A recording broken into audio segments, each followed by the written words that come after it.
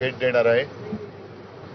त्याच्यानंतर आजच संध्याकाळी राहुलजींनी त्यांच्या घरी जेवण ठेवले। त्यांनी स्वतः फोन करून मला आमंत्रण दिलं आणि एकूणच एक दिल्ली तालुका एक दिवस मी असतो, एक दोन दिवस असतो। आपली सुद्धा भेट होते। खासदारांशी काल माझी अशीच एक बैठक झाली। तर या सगळ्या गोष्टी असतात म्हणून मी आलेलो आहे।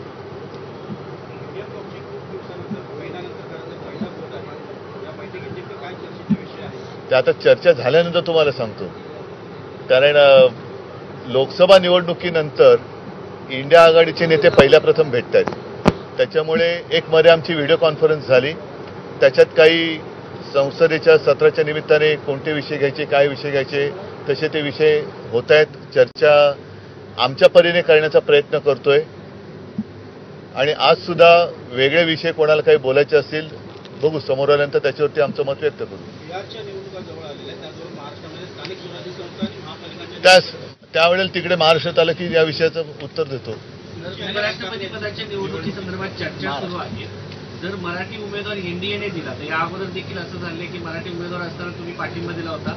अशा पद्धतीने जर मराठी उमेदवार आला आपण या सगळ्या शक्यता ज्यावेळेला जाहीर होतील तेव्हा बोलूया।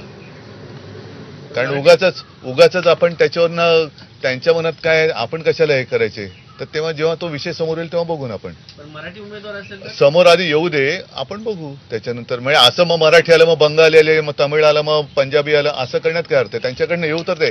पहिला महत्वाचा विषय की पहिलं उपराष्ट्रपतीनं तडकाफडकी काढलं का आणि उपराष्ट्रपती महोदय आत्ता आहेत कुठे, हा विषय महत्वाचा आहे। त्याच्यामुळे त्याच्यावरती